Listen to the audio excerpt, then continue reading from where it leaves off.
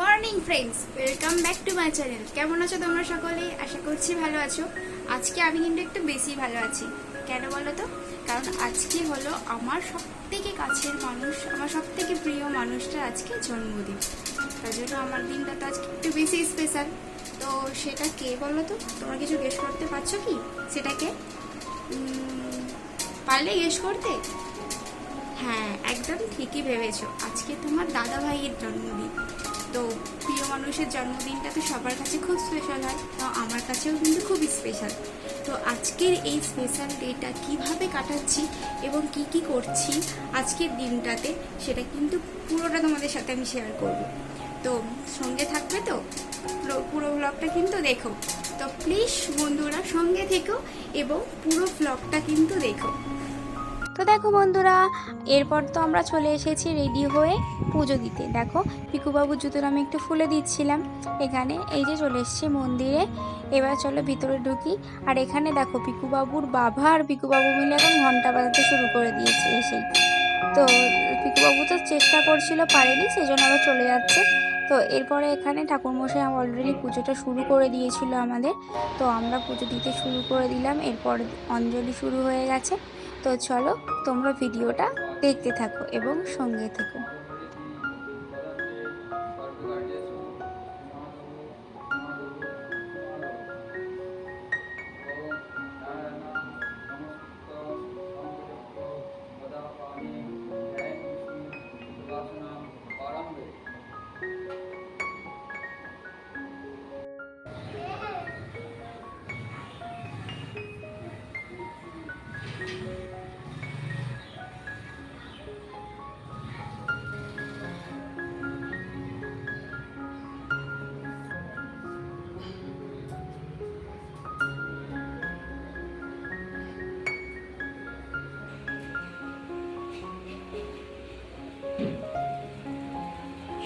দেখো ফ্রেন্ডস, চলে এসেছি পুজো দিয়ে বাড়িতে। তো দেখতে পাচ্ছ প্রচণ্ড গরম হচ্ছে, ঘেমে গেছি। মানে এইটুকু পুজো দিতে গিয়ে প্রচণ্ড ঘেমে গেছি। বাইরে প্রচণ্ড পরিমাণে গরম, ভীষণ গরম হচ্ছে। তো এখনকার মতো এইটুকুই। চলো দেখা হচ্ছে এরপরে আবার। তো এখন একটু চেঞ্জ করে নিই, আবার দেখা হবে। তো সঙ্গে থেকো এবং পুরো ব্লগটা দেখতে থেকো। তো এরপর চেঞ্জ করে চলে এসেছিলাম সবজি কাটতে। কিছু সবজি ছিল কাটার, কিছুটা আমি সবজি কেটে ফেলেছিলাম। সবটা কেটে ভালো করে ধুয়ে পরিষ্কার করে নুন হলুদ মাখিয়ে এখানে রেখেছি। দেখো পরপর গুছিয়ে সব গুছিয়ে রেখেছি। আর এখানে অলরেডি দেখো মা ভাত এবং পায়েসটা অলরেডি করে ফেলেছিল। তো জন্মদিনের রান্নাটা কিন্তু মা নিজের হাতেই করছিল। ভাজাভুজিগুলো আগে কমপ্লিট হয়ে গিয়েছিল, আগে করে নিয়েছিল ভাজাভুজিটা। তো এরপরে চলছিল এখানে শাকের তরকারি। শাক তরকারিটা বসিয়ে দিয়েছিল, আর পাশে চিকেনের জন্য মশলা হচ্ছিল। এখানে পেঁয়াজটা ভাজা হয়ে গেছে অলরেডি।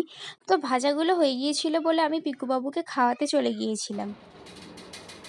তো চলে এসেছি এখন তোমাদের পিকুবাবুকে খাওয়াতে।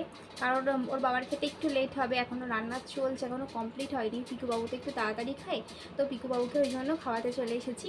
তো চলো দেখতে থাকো ভিডিওটা। তো ভাজা আর তরকারি দিয়ে পিকুবাবুকে খেতে দিয়ে দিয়েছিলাম। আর পিকুবাবু তো খুব এনজয় করে খাচ্ছিল। খেতে খেতে তো বক বক করছিল প্রচণ্ড। আজকে কি হচ্ছে বলো? আজকে কি কি বলো? আজকে বাবার হ্যাপি বার্থডে। আজকে হ্যাপি বার্থডে হচ্ছে বাবার। পিকুবাবু খেতে বসেছে, আর পা দিতে নেই বাবা, পাটা সরিয়ে নাও, বসো খেয়ে নাও, সবাই দেখছে, খেয়ে নাও।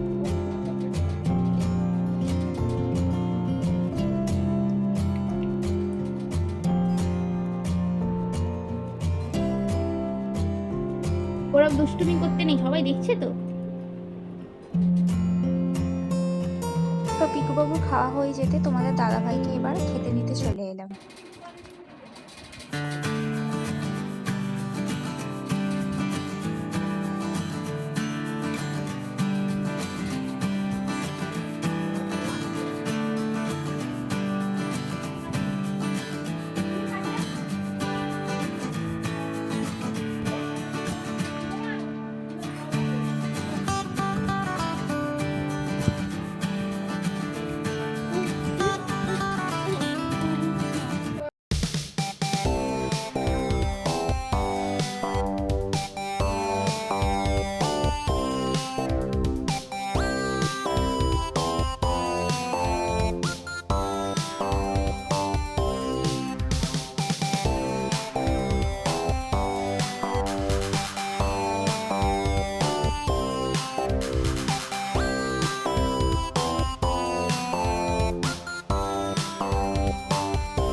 বন্ধুরা, দুপুরের খাওয়া দাওয়া সমস্ত কিছু কমপ্লিট করে বাসন টাসন ধুয়ে সমস্ত কাজ করে ফেলে একটু ফ্রেশ হয়ে নিয়েছি। তাও দেখো খুব ঘেমে যাচ্ছে, প্রচণ্ড গরম হচ্ছে।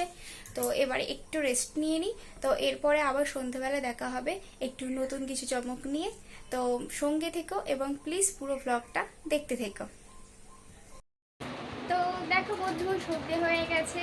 তো আমরা একটু রেডি হয়ে গেছি, সবাই মিলে একটু বাইরে যাব। তো সারাদিন তো বাড়িতে রান্না খাওয়া এইসব করেই কেটে গেল। তো সন্ধেবেলাটা একটু বাইরে যাচ্ছি এনজয় করতে, বাইরে একটু ঘুরবো, খাওয়া দাওয়া করবো। তো চলো। তো দেখো বন্ধুরা, চলে এসেছি আমার সব থেকে পছন্দের একটা জায়গায়। খুব পুরনো স্মৃতি আছে জড়িয়ে এই জায়গাটার মধ্যে।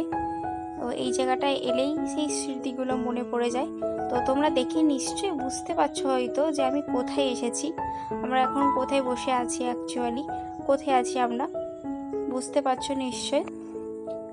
একদম ঠিকই সবাই ভাবছো, আমরা এখন নদীর ঘাটে আছি, গঙ্গার ঘাটে।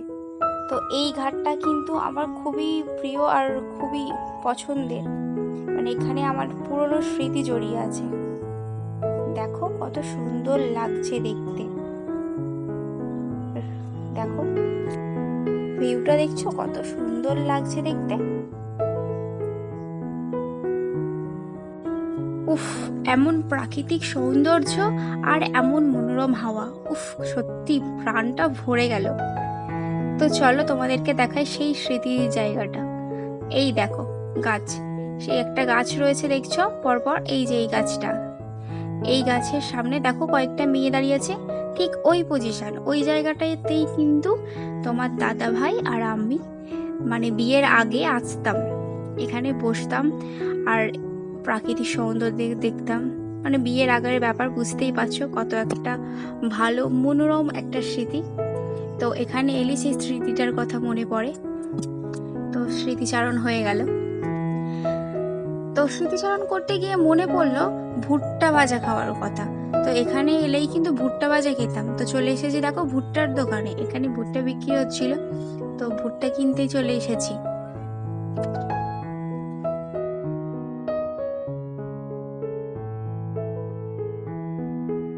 তো ভুট্টা কিনে তো চলে এলাম খাবো বলে। এখানে পিকুবাবু ভুট্টাটা নিয়ে কি বলছে দেখো।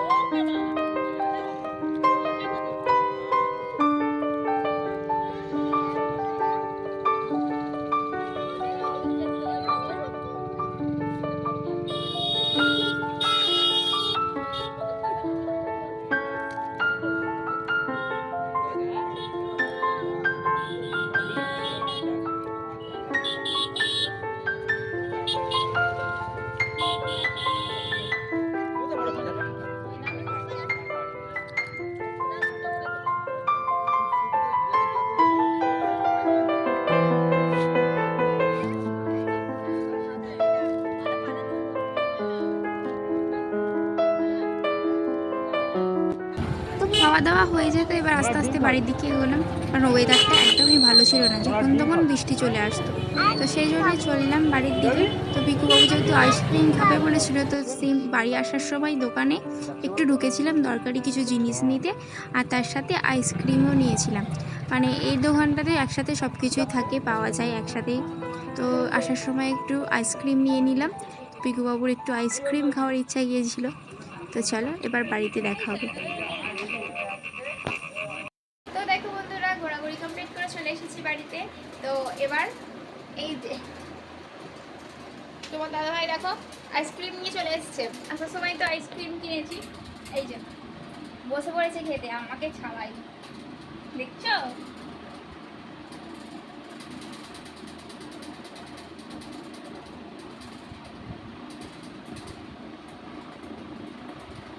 आप देওয়া যাবে না। আমি চাইও নি। তো যাই হোক, সারাদিনটা তো এভাবেই কেটে গেল। তো এখন তো আইসক্রিম খাওয়া চলবে। তো তোমাদের ব্লগটা কেমন লাগলো অবশ্যই কমেন্ট করে জানিও। আর তোমাদের দাদাভাইকে অনেক অনেক শুভেচ্ছা ভালোবাসা দিও, আশীর্বাদ করো। তো কেমন লাগলো ব্লগটা অবশ্যই কমেন্ট করে জানিও। তো আজকের মতো এইটুকুই, দেখা হবে নেক্সট ব্লগে। চলো টাটা।